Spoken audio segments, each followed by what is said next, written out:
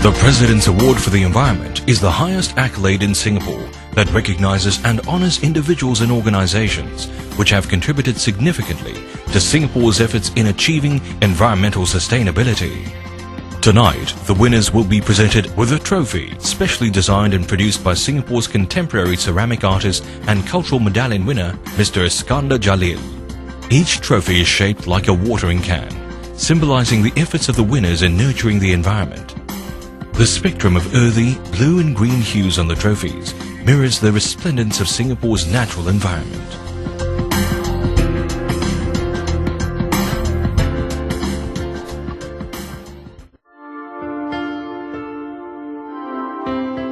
Mr. Tan Gee Paw has made many significant achievements, such as the development of new water, the integration of water, drainage and sewerage services under PUB, and the cleanup of the Singapore River in the late 70s. And my focus has always been on the urban living environment, and this is where I know that my career can make a significant impact upon the quality of living here in Singapore. It is a contribution to both the nation as well as our own society. In the field of the environment, you got to be very focused. If you're not focused on your own mission, who else will? There may be times of discouragement, especially when you compare your own income with those in the other sectors.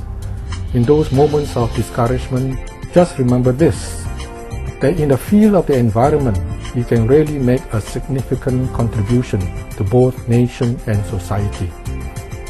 With an entire career devoted to the environmental and water sector, Mr. Tan's invaluable contributions make him a truly deserving winner and an inspiration to others.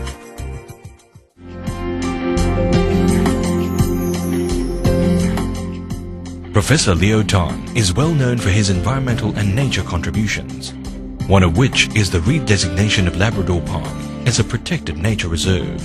As chairman of NParks between 1998 to June 2007, Professor Tan helped elevate the vision of Singapore as a garden city to that of a city in a garden. My interest was kindled as a child when I grew up with nature as my backyard. Then it was nurtured by watching documentaries on the interplay and interaction between man and the environment. It was sustained by the knowledge that our physical, mental and spiritual well-being is determined to a large extent by the quality of our environment. I always believe we have only one spaceship Earth, which we call home, and each of us has a responsibility for taking care of our homes. My advice to the young people out there is go and be active about the environment, be passionate about it, but always remember there is a balance between sustainability and development. It's not about conserving and protecting everything, but to ensure that if we have a future, it is a fine balance between us and our environment. Professor Tan's passion for the environment and nature and his enthusiasm in educating the younger generations on conservation is indeed a role model for fellow environmental enthusiasts.